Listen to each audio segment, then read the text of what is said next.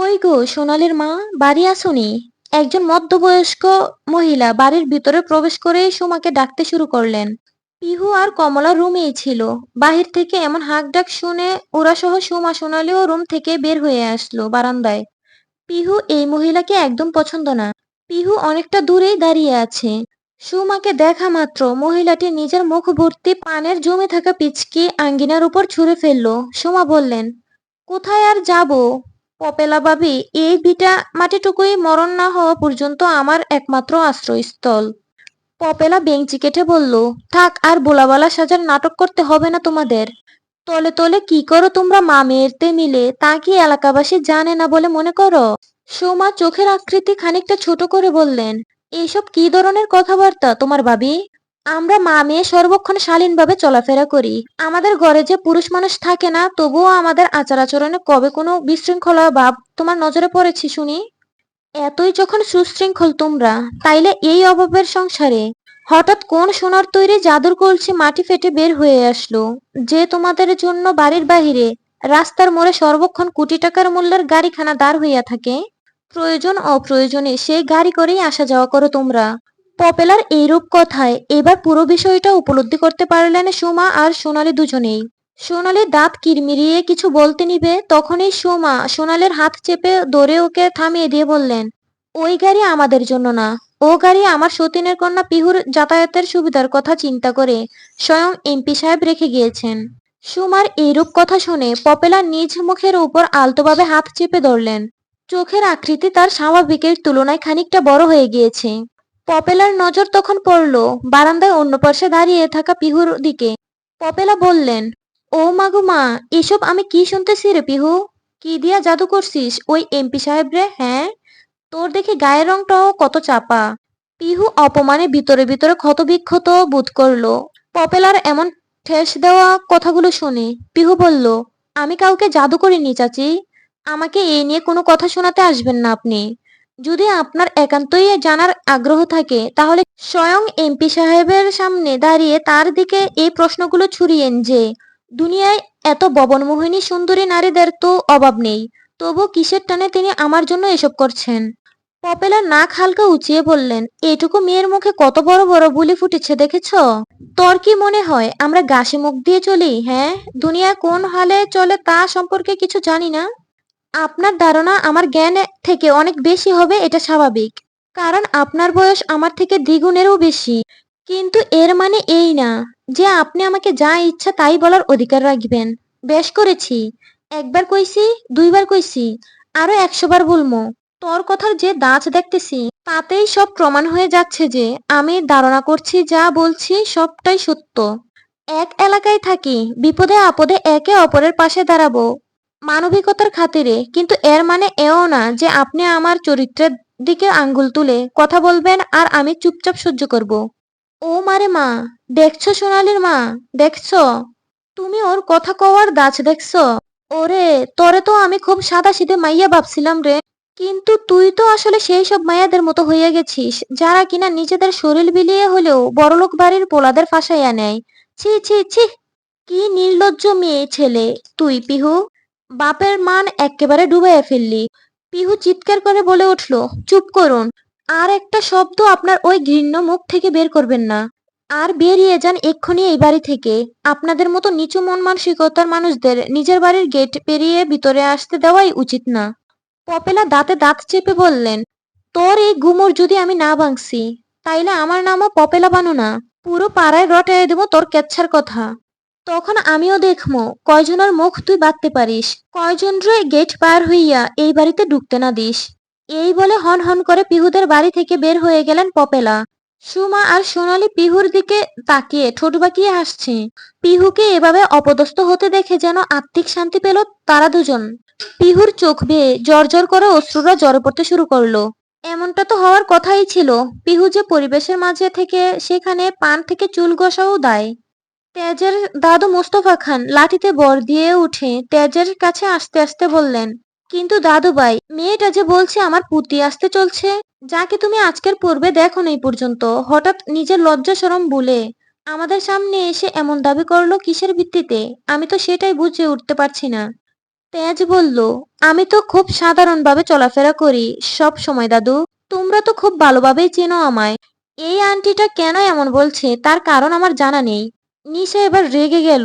রেগে গজগজ করতে করতে বলল, তুমি একটা মুখোশধারী এবং অত্যন্ত বাজে পুরুষ। নিজের পরিবারের সবার সামনে এমন ভোলাবালা সাদাসিধে সাজতে সোজানো বাজা মাছটা উল্টে পর্যন্ত খেতে জানো না। কিন্তু তাদের আড়ালে যে তুমি নাইট ক্লাবে গিয়ে প্রতিদিন ১০-১২টা মেয়ের সাথে ডান্স করো, এমনকি ওয়াইন খেয়ে তাদের নিজের বেড পার্টনারও বানাও, সেসব তো মিথ্যে হয়ে যাবে না? তেজ মাথা নোয়ানো অবস্থায় নিজের দু চোখ বুজে জিহ্বায় আলতোভাবে কামড় বসিয়ে দু গালে আঙ্গুল ছুঁয়ে বলল, ছি ছি ছি, এসব কি আস্তাগফিরুল্লাহ ধরনের কথাবার্তা বলছেন আন্টি? আমি আজ পর্যন্ত একটা সিগারেট পর্যন্ত ছুঁয়ে দেখিনি, সেখানে এসব নোংরা কাজ করা তো অনেক দূরের বিষয়। নিশা আবারও কিছু বলতে নিলে জামাল নিজের হাত উঠিয়ে ওকে থামিয়ে দিয়ে রাগী স্বরে বললেন, এই মেয়ে থামো তুমি। আর একটা উল্টাপাল্টা কথা আমার ছেলের সম্পর্কে বলবে না। নেহাতি তুমি একজন মেয়ে, তাই অনেক সময় ধরে তোমার বনোয়াট অভিযোগগুলো শুনেছি আমরা, কিন্তু এখন আর নয়। এই মুহূর্তে তুমি আমার বাড়ি থেকে বেরিয়ে যাবে। আর কখনো যদি আমার বাড়ির ত্রিসীমানায় তোমার ছায়া পর্যন্ত পড়ে দেখেছি, তাহলে তোমার পরিণতি যে কতটা খারাপ হবে তা তুমি কল্পনাও করতে পারবে না। অপমানে নিশার মুখ কুঁচকে লাল আভা ধারণ করলো। নিশা ক্ষিপ্ত নয়নে তেজের দিকে তাকালো। তেজ চশমার কর্নার দিয়ে আর দৃষ্টিতে নিশার দিকে একবার তাকালো, পরপরে দৃষ্টি সরিয়ে নিল। নিশা মনে মনে বলল, তোমার এই সাধু মুখোশ যদি আমি টেনে হিঁচড়ে খুলে না ফেলতে পারি, তাহলে আমার নামও নিশা সিনহা নয়, মিস্টার তেজর খান। কথাই আছে, অতি চালাকের গলায় দড়ি। তোমার গলাতেও দড়ি পরাতে আমার খুব বেশি সময় লাগবে না, মাইন্ড ইট। এই বলে নিশা হনহনিয়ে খানবিলা থেকে বেরিয়ে গেল। জামাল ও মোস্তফা দুজনেই স্থান ত্যাগ করলেন। শিউলি, আতুশি ও তাহমিনা তেজের সম্মুখে এসে দাঁড়ালো। আতুশি আদুরে স্বরে বলল, আমি আগেই জানতাম আমাদের তেজের মতো মাসুম ছেলেটার উপর মিথ্যা অপবাদ লাগাচ্ছিল ওই মেয়ে। তাহমিনা তীক্ষ্ণ দৃষ্টি স্থির করে রেখেছেন তেজের দিকে। শিউলি বললেন, ছোট, এবার আমার সাথে রান্নাঘরে চল। তেজ গতকাল থেকে বাড়ির বাইরে ছিল, না জানি কি খেতে পেরেছে ওখানে গিয়ে। ওর জন্য ওর পছন্দের খাবার বানাবো আমরা। তেজ বাবা, তুমি রুমে গিয়ে বিশ্রাম করো। তেজ মাথা নাড়িয়ে সম্মতি জানালো। অতঃপর শিউলি আর আতশি স্থান ত্যাগ করলো। তেজের মা তাহমিনা তেজের শার্টের কলারটা উল্টে থাকা বাজটা ঠিক করে দিতে দিতে বললেন, কাজের প্রেসারে এতটাই বেশি ছিল যে শার্টের কলারটা পর্যন্ত ঠিক করে নিতে পারোনি? এমনকি নিচের দিকের বুতাম দুইটাও উপর নিচ করে লাগিয়ে ফেলেছ। মায়ের কথা শুনে তেজ শার্টের দিকে লক্ষ্য করলো। অতঃপর মনে মনে বলল, নির্জরের বাচ্চা, সামান্য শার্টটা ঠিকভাবে পরিয়ে দিতে পারেনি সকালবেলা। একে একবার একলা হাতের কাছে পেয়ে নেই। উল্টো ঝুলিয়ে যদি কান্নাগুলো কপালে বেয়ে না ফেলেছি, তো আমার নামও তেজর খান নয়। নির্ঝর শুকনো ডুব গিলে চুপচাপ বাড়ি থেকে বেরিয়ে যেতে যেতে বলল, চাচা, এবার আপন প্রাণ বাঁচা। নিজ বাড়ির উঠোনে থাকা বেতের সোফায় বসে আছেন পপেলা ও তার একমাত্র মেয়ে সাবেদা। পপেলা রাগে হিস হিসিয়ে বললেন, ওই মেয়ে আজ আমারে কতগুলো কথা শোনাইলো। ওরে আমি ছাইরা দেবো না এমনি এমনি। ওর থাইকা আমার মাইয়ার গায়ের রং উজ্জ্বল বেশি, তবু ওই মাইয়া এমপি সাহেবের নজরে পড়লো, আলিশান ভাবে জীবনযাপন শুরু করলো। এগুলা তো মানার মতো না। সাবেদা বলল, ঠিক বলেছ মা, আমারও এসব সহ্য হচ্ছে না। এখন থেকে সব সময় আরো বেশি সাজুগুজে থাকবি, বুঝেছিস? যেন তোর রূপ দেখে সব পোলারাই পাগল হইয়া যায়। নিজ রুমে বিছানায় আধশোয়া হয়ে বসে আছে পিহু। পাশে থাকা ফোনটা অনবরত বেজেই চলছে। সে নিয়ে পিহুর কোনো হেলদোল নেই। কমলা পিহুর পায়ের কাছে এসে বসে বলল, আপামনি, অনেকক্ষণ ধরে ফোনটা বাইজে যাচ্ছে, এইবার তো উঠান। বাই সাহেব নিশ্চিত আপনারে নিয়ে অনেক চিন্তা করতেছে। পিহু কমলার দিকে তাকিয়ে রাগী স্বরে বলল, তার চিন্তা না চিন্তায় আমার কিছু যায় আসে না কমলা আপা। আর আপনি তো এখন দেখলেন বাইরে কি হলো। ওই সব কিছুর জন্য কে দায়ী? আপনার ভাই সাহেব দায়ী না? তারপরেও আপনি কিভাবে বলছেন আমাকে তার কল উঠানোর জন্য? কমলা শান্ত কণ্ঠে বলল, আমি জানি আপামনি, আপনার ওই বজ্জাত মহিলার কথায় অনেক কষ্ট হয়েছে, কিন্তু ভাই সাহেব কি দোষ কন? ভালোবাসা কি কোনো অপরাধ? ভালোবাসা অপরাধ না, তবে ভালোবাসতে গেলে সঠিক মানুষকে জেনে চিনে তারপর ভালোবাসতে হয়। এমপি সাহেবের সাথে আমার যায় না আপা। আমি না দেখতে সুন্দর, আর না আমার সমাজের সাথে তার সমাজ যায়। ভালোবাসা জাতপাত যদি মানতো তাইলে তো হইতোই। ভালোবাসা এমনি এমনি হইয়া যায় আপামনি। জাত ধর্ম বর্ণ নির্বিশেষে আমরা সবাই তো মানুষ। আর কে কইছে আপনি সুন্দর না? খালি শরীরের চামড়াখানা সাদা হইলেই হয়? মনখানাও পরিষ্কার হওয়া লাগে। আপনার মনটা অনেক পরিষ্কার। আপনার চেহারা জুইরা যে মায়া আছে তা আরো হাজার চামড়ার মাইয়ার মধ্যে খুঁজে পাওয়া যাইব না। আপনার চোখগুলা যা সুন্দর। ভাই সাহেব প্রথমে আপনার চেহারার মায়ায় পইরা আপনার টানা টানা কাজল কালো চোখ জোড়ার দিকে তাকাইয়া আপনার পরিষ্কার মনটাকে পড়ে নিছে। তাই ভাই সাহেবের আপনার জন্য ভালোবাসা হইল খাঁটি ভালোবাসা। এবার আর না ভাইবা ফোনখানা উঠান দেখি। পিহু শব্দ করে একবার নিঃশ্বাস ফেলে ফোনটা হাতে নিয়ে রিসিভ করতেই উপাস থেকে সারফারাজের রাগ মিশ্রিত কর্কশ কণ্ঠটি ভেসে এলো। এত সময় ধরে কল দিতে হয়? কোথায় থাকো তুমি, হ্যাঁ? কোন রাজকার্যে ব্যস্ত থাকো যে আমার ফোন ওঠানোর সময় তোমার হয় না? সারফারাজের কথায় পিহুর রাগ এবার মাথায় চড়ে বসলো। পিহু রাগী স্বরে বলল, আপনার কল রিসিভ করতে আমি বাধ্য নই এমপি সাহেব। আর একটা কথা বলছি শুনুন। আপনি আজই আপনি এখানে এসে মোড়ে দাঁড় করানো গাড়িটা সহ এই ফোন ও সকল জামা কাপড়গুলো নিয়ে যাবেন। আপনার জোরপূর্বক দেওয়া দয়ার দানের জন্য এই ২২ বছরে জীবনে প্রথম আজ আমার চরিত্রে কেউ আঙ্গুল উঠাতে পেরেছে। আমাকে আপনি মুক্তি দিন। আমি অতিষ্ঠ হয়ে উঠেছি। পিহুর এরূপ কথায় সারফারাজের চুয়াল শক্ত হয়ে এলো। সারফারাজ বলল, কে তোমাকে কি বলেছে পিহু? আপনার সেসব জানার কোনো প্রয়োজন নেই। যতটুকু বললাম ব্যাস এতটুকুই করুন। এই বলেই পিহু কলটা কেটে দিল আর ফোনটাও সুইচ অফ করে পাশে রাখলো। কমলা নিঃশব্দে পিহুর পাশ থেকে উঠে রুম থেকে বেরিয়ে গেল। এত সময় নিজের আস্তানায় অফিস কক্ষে বসে পিহুর সাথে কথা বলছিল সারফারাজ।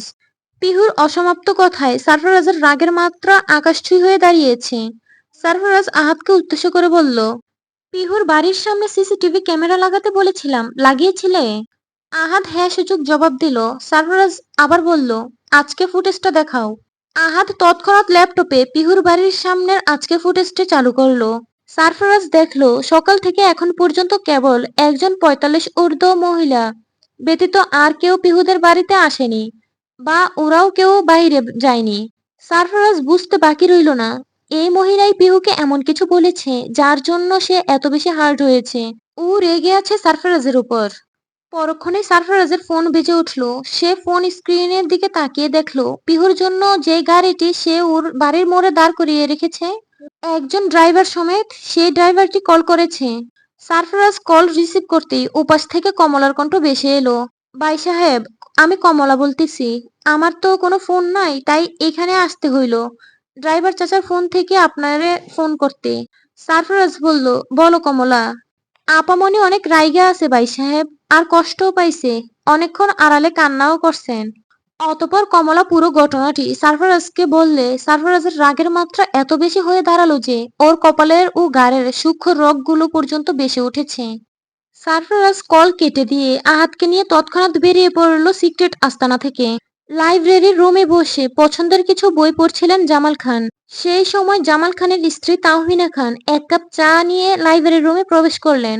চায়ের কাপটা জামালের দিকে এগিয়ে দিলেন। জামাল চায়ের কাপটা নিয়ে তাতে একবার চুমুক দিয়ে বললেন, তোমার বড় ছেলে কোথায়? ৩ দিন হলো তার দেখা মিলে না। রাজনীতি নিয়ে এত ব্যস্ত যে দিন দুনিয়া ভুলে বসেছে সে এখন। তাহমিনা বললেন, ছেলের গুণ যখন শোনেন তখন সে আপনার ছেলে হয়ে যায়। আর যেই না খুঁতটা চোখে পড়ে অমনি সে আমার ছেলে হয়ে যায়, তাই না? জামাল তাহমিনার দিকে তীক্ষ্ণ দৃষ্টি নিক্ষেপ করে বললেন, আমার মধ্যে আজ পর্যন্ত কোনো খুঁত খুঁজে পেয়েছিলে তুমি? হয়েছে হয়েছে, থামেন আপনি। যুবতী বয়সে আপনার সাথে কথাই পারিনি আমি। এখন এই মধ্য বয়সে এসে এসবে পেরে ওঠার তো প্রশ্নই ওঠে না। স্বীকার করছো তাহলে ছেলে মেয়েরা যা গুণ পেয়েছে তা আমার বদৌলতের কারণে। আমি মানুষটাই এত নিখুঁত। না করে উপায় আছে? হুম। সারফারাজ কল করেছিল আমায় একবার গতকাল বিকালে। বলল আর্জেন্ট কিছু কাজ পড়ে যাওয়াতে আসতে পারেনি বাড়িতে। কাজ শেষ হলে আসবে। জামাল কোনো প্রত্যুত্তর করলেন না।